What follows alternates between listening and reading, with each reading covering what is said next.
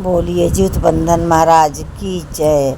आज ज्योतिया का त्यौहार है। मैं व्रत हूँ निराजल और ये व्रत करने मैं शंकुधारा पोखरा पे जा रही हूँ अपने घर से तैयार होके गाड़ी द्वारा। वहाँ पे बहुत सारी औरतें पूजा करती हैं। मैं भी बैठ जाऊँगी और बैठकर अपने ज्योतिया को वहाँ चढ़ा दूँगी, माला फूल चढ़ाऊँगी और कथा सुनूँगी। तरह तरह की कथा होती है। उस कथा को 8 तरह की कथा होती है। उतना कथा हम लोग घर में नहीं कह पाते हैं, वहीं पर सुनेंगे। जो औरत को जितनी कथा याद रहती है वो सुनाती जाती हैं, हम लोग सुनते जाते हैं। आइए आप लोग भी कुछ कुछ कथा को सुनिए और मेला का आनंद लीजिए। पूजा पाठ कैसे होता है। इतना भीड़ इस साल है कि पोखरा है, शंकुधारा पोखरा की चारों तरफ से औरतें बैठी हैं। मेला लगा है, जगह नहीं है कहीं बैठने का। हम लोग तो लक्ष्मी जी का मंदिर है, वहीं चबूतरा पे बैठ गए हैं किसी तरह से। एक झुंड बैठ के अपना पूजा पाठ कर रहा था, मैं भी वहीं जगह लेके बैठ गई हूँ और कथा सुन रही हूँ। कथा सुनाई नहीं दे रही है इसलिए कि बाजे के साथ लोग आ रहे हैं, बाजा बजाते हुए गाते हुए, और इतना भीड़ है कि उसमें कथा सुनाई नहीं देता है इतने लोग। मैं अपना ज्योतिया दिखा रही हूँ कि मैं सोने का ज्योतिया बनवाई हूँ। वही 2 ज्योतिया है, एक ज्योत बंधन महाराज के लिए, एक और अपने लिए बेटा के लिए। तो मैं दोनों को नए धागे में फिर गूँथ के ले गई हूँ, वहाँ चढ़ा दूँगी। कल लाऊँगी तो मैं जब घर में चढ़ाऊँगी अपने पितृ पुरनिया को, तो वहाँ मैं इस ज्योतिया को भी चढ़ाऊँगी, रख दूँगी। और हम लोग क्या तो बेटा के गले में डाल के ही माँ पहनती हैं। क्योंकि मेरा बेटा प्रयागराज है, उपस्थित नहीं है, तो मैं इसको हाथ जोड़ के और चढ़ा के पहन लूँगी। उसके बाद ही पानी पीऊँगी। ये निराहार व्रत हम लोग की तरफ होता है। हम लोग यूपी से हैं, बिहार का सटा हुआ है, ये प्रचलित है इधर का।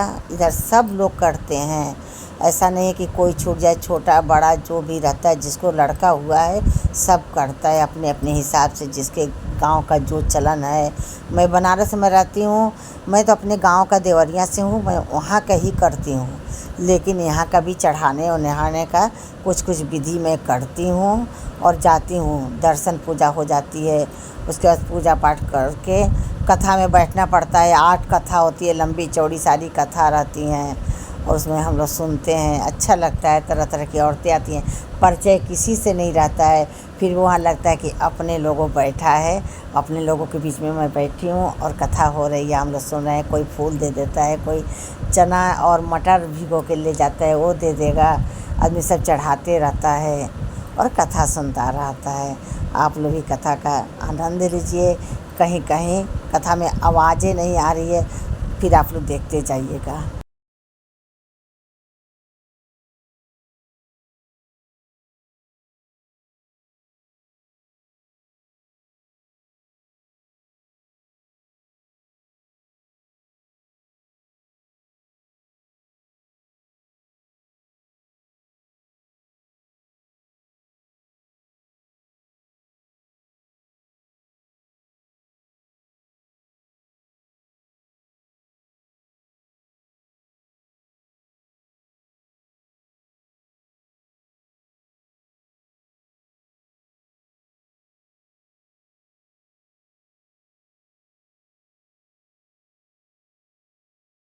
बीच में जो बहन बैठी हैं वो चील्हो सियारिन की कथा इस समय कह रही हैं कि वो खोड़हर में बैठी थी चील्हो और सियारिन, और चील्हो ज्योतिया का व्रत थी।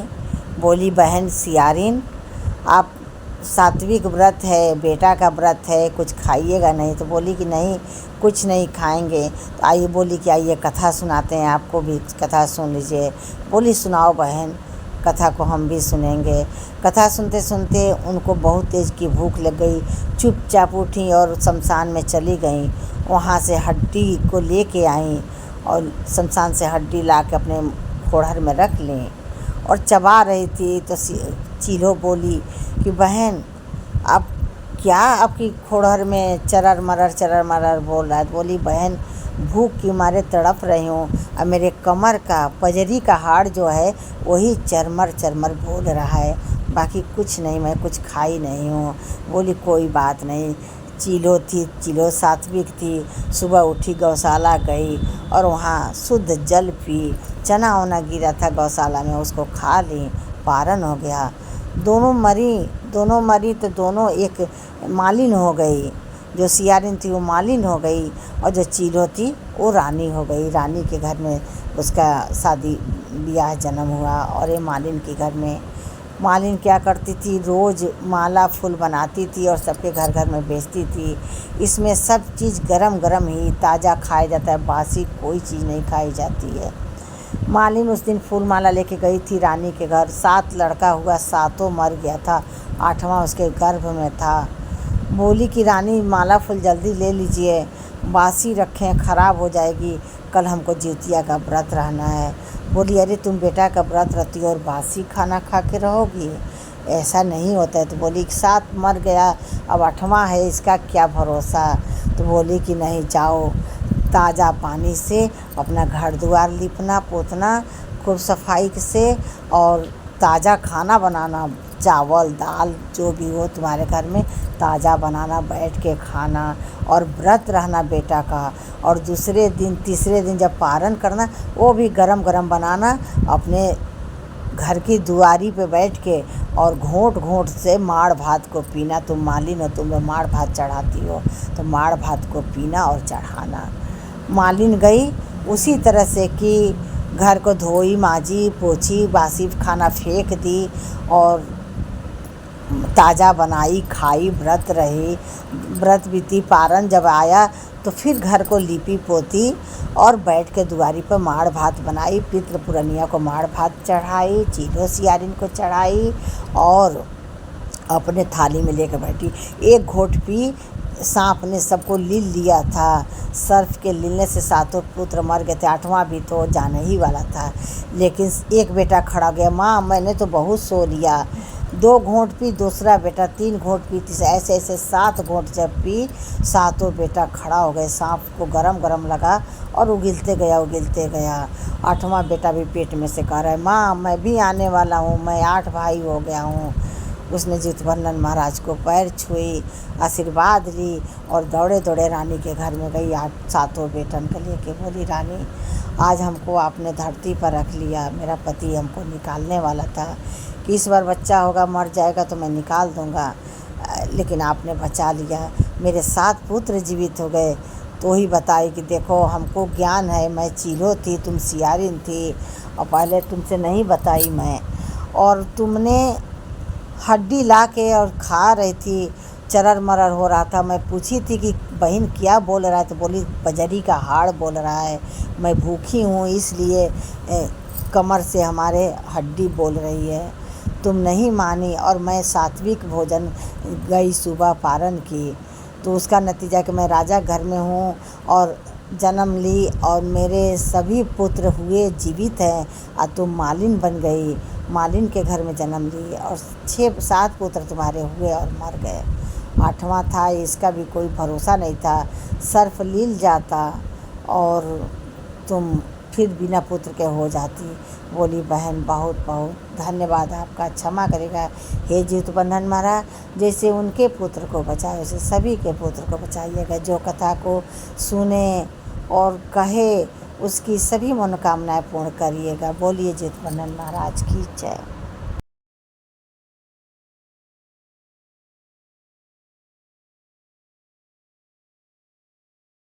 इसी तरह की 8 कथा अष्टमी है तो 8 कथा कहती हैं लोग, तरह तरह की। उस बहन को याद है, कभी इस बहन को याद है, लास्ट में गणेश जी की कथा कही जाती है और उनकी आरती होती है, जय गणेश जय गणेश जय गणेश देवा की, माता जा की पार्वती पितामह देवा, जय गणेश जय गणेश जय गणेश देवा।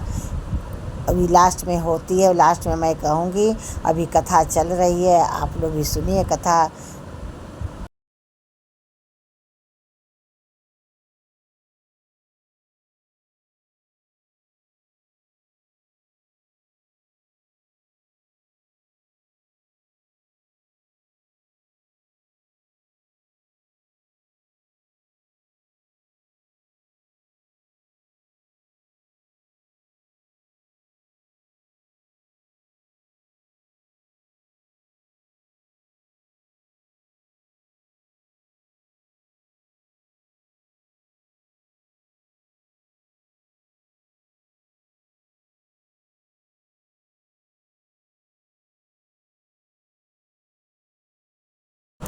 कथा के बाद में लक्ष्मी जी का मंदिर बहुत सुंदर है, वहाँ गई, दर्शन की। पंडित जी उधर से नहीं जाने दे रहे थे, मैं बोली कि नहीं जाने दीजिए, नहीं जाने दिए। फिर मैं पोखरे का पूरा वीडियो ली खड़े खड़े, और लेते हुए अपने घर के लिए आ गई। बोलिए श्री जितवंदन महाराज की जय। बहुत सुंदर पोखरा है, यहाँ पर 101 कन्या की शादी भी हुई थी। ब्रह्मा जी का मंदिर भी ऊपर में है, और ये शंकुधारा पोखरा के नाम से प्रचलित है। बहुत प्यारा पोखरा है, आदमी घूमने फिरने जाता है। शहर के बीचों बीच में है, मेरे घर से पास ही में है।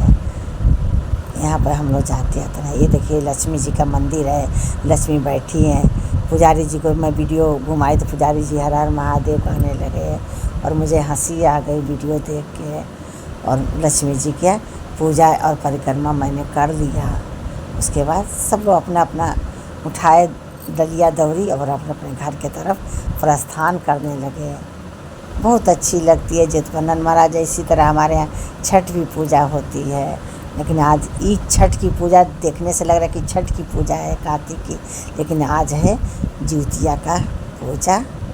और यहाँ पे मैं कह रहे हैं उधर से रोक लगाए लो मंदिर के पास कि उधर से नहीं जाना। मैं कह रही हूँ थोड़ा सा हमको जाने दीजिए, लेकिन नहीं जाने दे रहे हैं लोग। फिर मैं उल्टा उतर के आई, मेरे हस्बैंड खड़े हैं, और मैं उनके साथ फिर अपने घर चली आई। आके अभी निर्जल व्रत हूँ रात भर का। आज मैं पारण करूँगी, सादा खाना बनेगा। लहसुन प्याज हमारे यहाँ नहीं बनता है, पितरपक्ष पर हमारे सास ससुर नहीं है, और इसीलिए हम लोग लहसुन प्याज को परित्याग करते हैं, और सात्विक भोजन बनते ही है, खाते पीते हैं, और बहुत अच्छा लगता है। आप लोग भी जिसके यहाँ होता होगा करती होंगी, जिसके यहाँ नहीं होता होगा वो मेरी वीडियो देखिए, थोड़ा मन को तसल्ली हुई। अब मैं घर को लौट रही हूँ। बोलिए जितवंदन महाराज की जय, जिउतिया माई की जय। बहुत प्यारा मोमेंट था, बहुत प्यारा पूजा थी, बहुत अच्छा लगा।